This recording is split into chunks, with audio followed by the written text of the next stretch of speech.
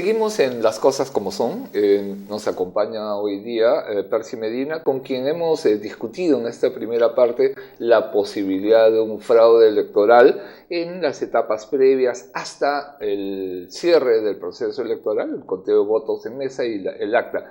Y creo que ha quedado bastante claro que el proceso peruano, la metodología que usamos en el país, da bastante seguridad y que en ese sentido lo que está en el acta es creíble. Además, las actas se reparten, ¿no es cierto? Las Fuerzas Armadas llevan un ejemplar de las actas, los personeros y la que se entrega al jurado. Eso es parte del procedimiento que da garantías. O sea, si se rompa el acta, si el acta ya está circulando por el lado de las Fuerzas Armadas, se puede recuperar los datos. ¿Sí? ¿Estamos de acuerdo con eso? El acta para las Fuerzas Armadas se eliminó en el ánimo en el ánimo de tener menos actas, porque uno de los problemas del conteo es que llenar pues un montón de actas es una locura, ¿no? Entonces se eliminó, pero hay igual un acta que va al jurado, un acta que va a la OMPE, y además están las actas que los personeros pueden tener como copia del acta original, ¿no? Okay, entonces hay distintos mecanismos de cotejo, efectivamente. De cotejo. Creo que ese es un punto importante.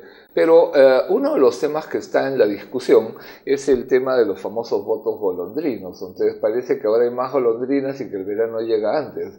¿Cómo ha sido este proceso del voto golondrino, del descartar este tipo de problema o de riesgo, ¿no? Bueno, en elecciones básicamente municipales, porque eso no vale para una región, ¿no? Pero para municipalidades, sobre todo pequeñas, uno puede ganar una elección con 200 votos más. Entonces, mover 200 electores del distrito vecino a votar en el distrito en el que quiero ganar es una posibilidad. Y no siempre es fácil detectar ese tipo de fraude, porque uno puede promover el cambio individual de los electores sin despertar ninguna sospecha y a lo largo de un periodo más o menos largo previo a la elección. Entonces, o sea, sí hay premeditación en ese caso. Puede haberla, por supuesto, y a veces hay casos en los cuales se ha detectado un movimiento de este tipo de manera muy sofisticada, ¿no? Obviamente, si el mismo día 200 electores se mueven de un distrito a otro y dan la misma dirección, los van a encontrar, no hay manera. Pero si se hace de manera un poco, digamos, premeditada y repartida en el tiempo, es muy difícil de verificar y bueno, es posible, ¿no? Es posible que ocurra. Una cosa que ha aparecido en la discusión es que el concepto de domicilio múltiple, que se ha usado para justificar algunas candidaturas también en algún momento. Yo puedo ser candidato donde vivo o donde trabajo. ¿No hay allí un factor de riesgo y que el sentido básico es que votas donde vives y que deberíamos volver a una norma más rígida en ese sentido? Debería serlo, ¿no? Y es algo que las autoridades electorales han ido discutiendo. Para el caso de las candidaturas, hoy exigen domicilio efectivo. Incluso van a verificar si de verdad la gente vive ahí o no. Pero el domicilio efectivo incluye tu domicilio laboral. Pero han estado utilizando como criterio por lo menos una vinculación más fuerte.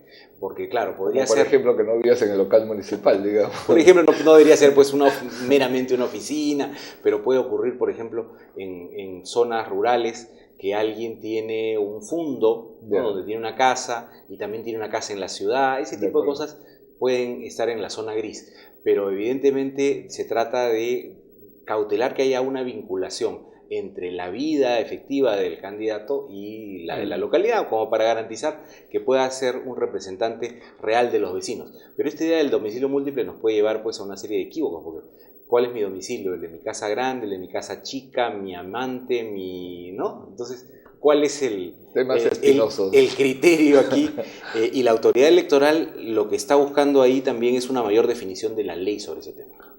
Quizás entonces ese es un área donde hay que mejorar, digamos, las herramientas de control, sin duda. Sabiendo que tiene las aristas que tú planteas. Pero el otro tema del proceso electoral, quisiera ya salir del tema de los resultados y mirar un poco lo que es la dinámica del proceso electoral. ¿No tienes la percepción de que el cronograma actual termina siendo muy apretado para el jurado, muy apretado para los ciudadanos que quieren informarse y que quizás habría que volver a mirar el cronograma electoral? Hemos tenido candidaturas que recién se han confirmado, no sé, con 3, 4 días antes del acto electoral. Entonces son candidaturas que no se han podido desplegar. Tampoco hay un tiempo como para conocer quién es el candidato oportunamente, y menos para un debate programático. Empezaban a discutirse temas programáticos en algunas localidades, ¿no?, cuando ya los ciudadanos estábamos yendo a votar. Sin duda, ese es un tema que también las autoridades electorales han mostrado, porque los plazos, no solamente para organizar el proceso, son ajustados, sino también para que la gente conozca a los candidatos. Como bien dices, no se puede conocer suficientemente las hojas de vida, las trayectorias de los candidatos en 30 días o en 60 días, incluso, por ejemplo, para la inscripción de Parlamento, que es nuestra próxima elección del 2016.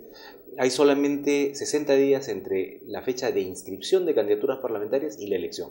Es decir, no va a haber tiempo para conocer, para que la gente investigue un poco, para que la prensa haga las denuncias, y entonces es mucho más fácil que por ahí se cuelen una serie de tiburones. Y cambiar esa fecha, ¿de quién depende? Del Congreso. Depende del Congreso, sí, eso está en la ley, y antes teníamos fechas más amplias, ¿no? Quizás habría que volver a un calendario anterior. Sin duda, ¿no? Habría que darle por lo menos 120 días a la inscripción parlamentaria y 150 a la inscripción de Presidencia de la República, ¿no? Okay, creo que ahí tenemos un tema que puede ser una buena iniciativa ciudadana, de pronunciarnos a favor de una ampliación de los plazos, de volver, digamos, al calendario anterior. Creo que eso puede ser una buena propuesta para el proceso electoral nacional, que incluye, como Percy nos recuerda, los dos niveles, el de elección de parlamentarios y el de elección de las planchas presidenciales, y aprovechar esta experiencia para mirar un poco lo que es el calendario de elección de autoridades locales y regionales. Un tema del balance del proceso electoral que me parece que es importante es este aspecto del conocimiento de las propuestas y la posibilidad de, planteémoslo de esta manera, disculpen amigos, cada vez que hay cambio de autoridades es como que la historia volviera a empezar. Nosotros, desde un espacio como la Mesa de Concertación, en alianza con organizaciones de la sociedad civil e incluso de funcionarios del propio sector público, venimos apostando por definir políticas de Estado.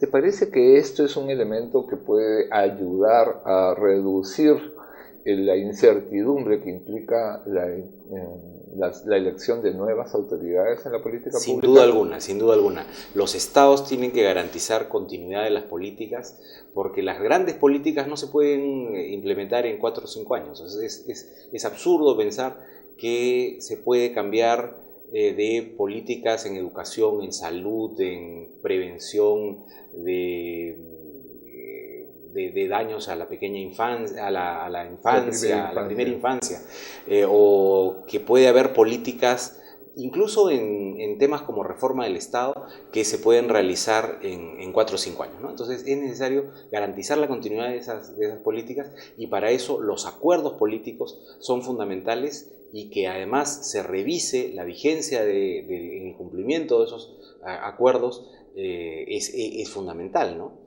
Evidentemente los partidos pueden diferenciarse en algunos aspectos, pero no se deben poder diferenciar en los grandes temas de fondo. Las políticas de fondo tienen que seguirse a lo largo de 10, 20, 30 años, y pueden cambiar los matices, porque evidentemente para eso está la política, la manera de hacerlo, los énfasis, en fin, en aspectos que pueden sí variar, ¿no? Muchas gracias, Percy. Estamos llegando al final del programa, y yo quisiera subrayar este tema planteado por Percy al final de su intervención: la necesidad de tener políticas de Estado que tengan continuidad en el tiempo y también consistencia, eso no lo ha dicho Percy, entre los 3 niveles de gobierno. Necesitamos que los gobiernos locales, los gobiernos regionales y el gobierno nacional trabajen y empujen el carro en la misma dirección, obviamente con el respaldo ciudadano. Con esto llegamos al final del programa, y nos vemos en la próxima semana.